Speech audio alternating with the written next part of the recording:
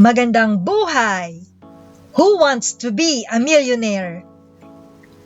Nakapanood ka ba ng episode ng game show na ito kung saan naging host si Christopher De Leon at kalaunan ay si Vic Soto? Isa itong legal na paraan para maging milyonaryo, kaya lang tapos na ang game show. Napaisip ka na ba kung may proseso bang sinusunod para maging milyonaryo? May mga steps ka bang dapat gawin para madagdagan ang iyong pagkakataong yumaman?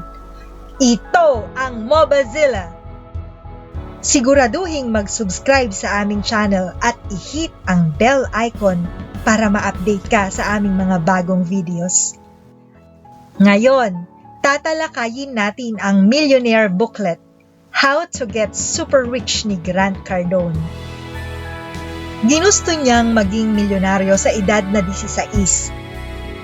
Noong edad 30 niya naabot ang goal na magkaroon ng $1 million bilang car salesman na may real estate investing na sideline. Ngayong 2020 sa edad na 61, ang reported net worth niya ay umabot sa $300 million. Inisa-isa niya sa booklet ang tinatawag na wealth creation formula o ang proseso ng pagiging milyonaryo sa pamamagitan ng 8 simple at praktikal na steps. Una, millionaire mindset.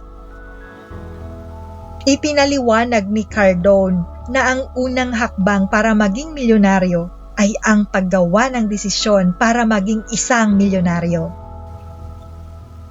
Mahirap o imposibleng makamit ang isang target kung wala ka nito. Kaya, bago ka pa man gumawa ng anumang strategy, mayroon ka dapat goal. Mas higit pa ito sa simpleng desisyon lamang. Ang pagyaman ay hindi lamang para sa iyo. Ito dapat ay pangakong tutok din para sa sarili at sa mga nakapaligid sa iyo. Pagiging makasarili ang maging kontento sa sapat na para sa iyo. Paano ka makakatulong sa mga taong pinahahalagahan o minamahal mo? Pagwawalang halaga rin sa sarili ang hindi pagkaabot ng iyong buong potensyal. Kaya, para kay Cardone, ang ideya ng pagkakaroon ng sapat lamang na salapi ay katawa-tawa. Magdesisyon ng ikaw ay magiging milyonaryo. Sa panahon ngayon, ang pagiging milyonaryo ang bagong middle class. Unawain mo kung ano ang mga pinaniniwalaan mo na pumipigil sa iyo para makamit mo ang iyong goal. Marami sa atin ang natuto mula ng bata pa na ang salapi ay hindi mahalaga, na ang mayayamang tao ay gahaman at tuso, kaya nagkakamal sila ng maraming salapi. Marami sa atin ang nagpapakahirap magtrabaho at nakukontento ng maibigay ang pangangailangan ng pamilya. Kaya't wala ng rason para gustuhin pa ang mas maraming salapi. Marami sa ating lumaki sa mga mentalidad na ito na naging natural na nating paggawi at paniniwala.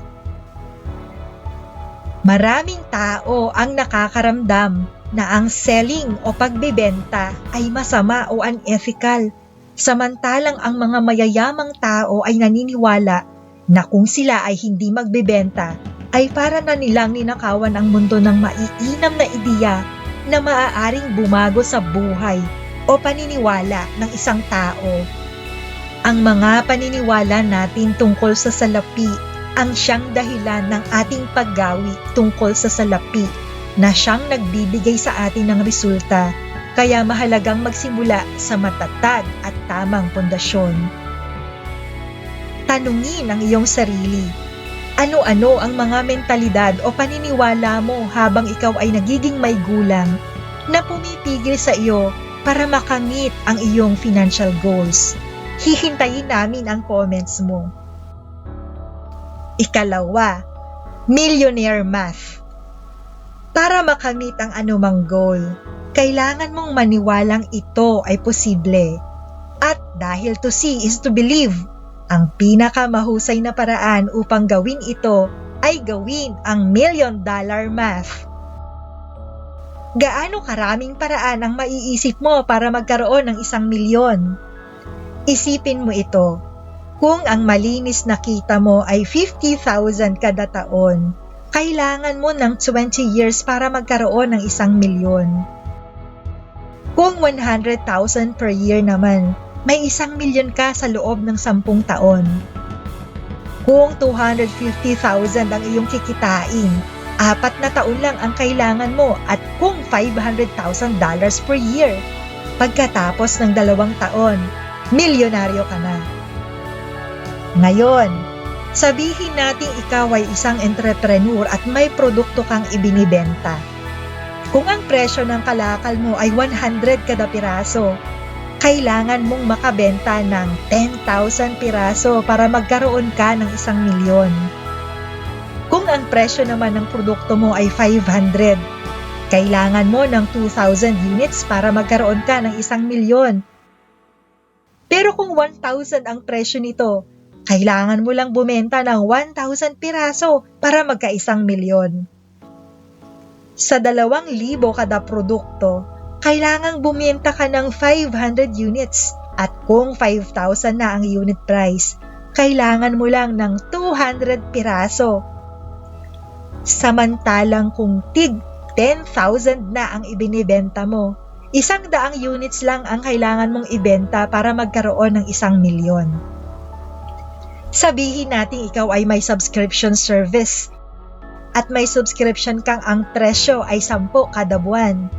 Kailangan mo ng 8,334 miyembro para magkaroon ka ng 1,000,000 kada taon. Kung 50 per month ang subscription fee, 1,667 members ang kailangan mo. Paano kung 100 per month na ang bayad sa iyo? Kailangan mo ang 834 members para maabot mo ang 1,000,000. Kung 278 naman ang sisingilin mo, kailangan mo lang ng 300 na subscribers para maabot ang 1,000,000. Ang ideya ng millionaire math ay simple. Simple lang din ang pagkalkula para sa iyong milyon, ano man ang iyong ibinibenta. Alamin magkano mo pipresyuhan ang iyong produkto o serbisyo para bumili ang iyong target customer o client at maabot mo ang iyong milyon. Ikatlo, increase your income. Ipinaliwanag ni Cardone na ang pundasyon ng tunay at nananatiling yaman ay hindi sa pamamagitan ng saving o investing, kundi ang pagpapalaki ng iyong income. Maliban sa mas maraming salapi, may 2 bentaha ang pagpapataas ng income. Una, matututunan mo ang skills na kailangan para sa mas mainam pang oportunidad. At ikalawa, mabubuo mo ang pagtitiwala sa sarili na kaya mo basta ginusto mo. Una, gusto mong madagdagan lamang ito. Pagkatapos, nais mo ng lubos na pagtaas na parang pagtalon. Patuloy na tumataas ang income ni Grant mula sa pagkita ng $100,000 kada taon, sa $100,000 kada buwan, $100,000 sa isang araw, at $100,000 sa isang oras. Kung ikaw ay nasa sales, kailangan mong dagdagan ang iyong activities. Kung personal trainer ka, kailangan mong mag-train ng mas maraming tao. Kung na-maximize mo na ang kita mo sa pamamagitan ng dati mo nang ginagawa, maaari kang magsimula ng dagdag na income source na konektado sa original mong income.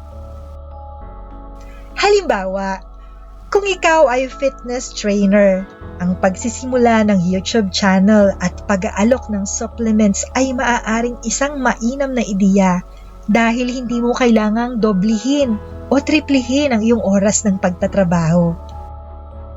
May relasyon kasi ito sa original mong income source. Nagbabala si Cardone na mag-ingat sa pagsisimula ng panibagong income source na labas o malayo sa unang sinimulan. Ang unang goal ay pataasin ang income. Kung ang bagong naisipang negosyo ay ginagambala ka sa iyong original income source, may panganib na bumalik ka sa simula o mas lumiit pa ang iyong income. Ang target ay kumita ng mas malaki kumpara sa nakaraang buwan at patuloy na pataasin ang kita. Ano ang gagawin mo para mas tumaas ang kita mo ngayong buwang ito kumpara noong nakaraang buwan? Ika-4, who's got my money? Maraming tao ang pumapasok sa negosyo pero hindi tinatanong ang pinakapopular na tanong ni Grant Cardone. Who's got my money? Kung tapos mo nang kalkulahin ang iyong millionaire math, panahon nang alamin sino-sino ang taong panggagalingan ng iyong pera. Nariyan na ang iyong 1,000,000. Kailangan mo lamang alamin kung sino-sino ang mayroon nito para makuha mo ang salapi mo. Kaya't mahalagang unawain kung sino ang iyong niche o ideal customer dahil they have your money. Maging mabuti sa lahat, ngunit gugulin ang 100% ng iyong panahon sa pakikipag-usap at pagkonekta sa iyong ideal customer. Ang pagpo-focus ng atensyon sa iyong niche ay isa sa pinakamahalagang konsepto ng money and time creation. Kahit pa nararamdaman mong nawawalan ka ng motivation, isipin mong pagka makasarili ang manatiling nagdarahok dahil hindi ka nakakatulong sa iyong mga mahal sa buhay. Hindi mo kailangang gustuhin o ma-enjoy ang proseso ng pagtawag o pag-PM sa iyong prospect. Kailangan mong maunawaan na isa sa pinakamahalagang bagay sa negosyo ay ang sales at ang pinaka-importanteng tanong sa pagpapataas para rito ay, who's got my money? Ika-5, stay broke as your income grows. Napakadaling dagdagan ang paggastos lalo kung nadoble o natriple ang iyong malaki-laki ng kita. Makakabili ka na ng magandang bahay o bagong sasakyan at makakapagbakasyon kasama ang pamilya ng bonggang-bongga. Ngunit, hindi ka yayaman. Imaginein mo ang sarili na gumising isang umaga na napakarami mo ng salapi at hindi mo na kayang ubusin ito. Ganito ang panuntunang isinapamuhay ni Cardone. Mula edad 25 to 51, nanatiling napakasipag niya ng walang bakasyon at magarbong paggastos. Namuhay siyang parang walang-wala pa rin at inilagay ang mga ipon sa tinatawag niyang sacred o closed investment accounts. Ginawa niya ang kasabihang pay the price today so you can pay the price tomorrow. Kaya naitatag niya ang kanyang yaman. Ika-6, save only to invest. Karamihan ng tao ay nag-iimpok ng salapi para bumili ng bahay o magbakasyon o may magamit sa panahon ng krisis. Ang tinatanggap lamang na dahilan ni Cardone para sa pag-iimpok ng salapi ay para ito ay mai-invest at mag-multiply. Medyo maingat at alam ni Cardone ang panganib na kaakibat ng investing, kaya sinasabi niyang ang pagpapalaki ng income ang pundasyon ng paggawa ng kayamanan. Makakapagsimula ka sa investing kung ang main income source mo ay dependable, growing at consistent at tiwala ka sa iyong papasuking investment.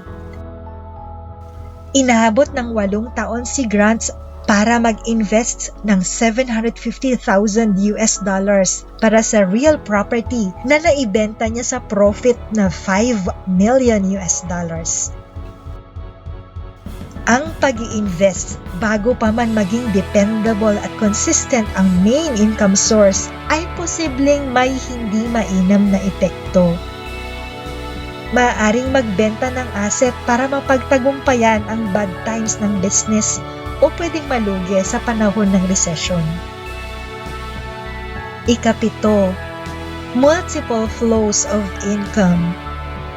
Para kay Cardone, ito ang tinatawag na Holy Grail para sa financial wealth at freedom. Ang layunin ng investing ay para gumawa ng maraming matatag na income sources papasok sa iyong bank account. Magbibigay ito ng seguridad sa pananalapi dahil hindi ka nakadepende lamang sa iisang income source. May consistent na errors ang karamihang nagmamadaling maging milyonaryo. Mistake number 1, pagtigil sa iyong current income source imbes na humanap ng paraan para dagdagan ito. Mistake number 2, pagsisimula ng ikalawang income flow na ibang-iba sa iyong existing income flows. Gumawa ka ng income flows na parallel o supportive sa kasalukuyang income flow. Kung magdadagdag ng income flow, gumawa ng commitment na hindi iiwanan ang nauna. Huwag itong iwanan gaano man kaliit ang ibinibigay nito, lalo na kung parallel ito o supportive sa naunang income source. Ang sabi ni Cardone, wala nang magbibigay pa sa iyo ng tiwala sa iyong galing kundi ang pagkakaroon ng multiple income streams. Ikawalo, repeat, reinforce, and hyper-focus.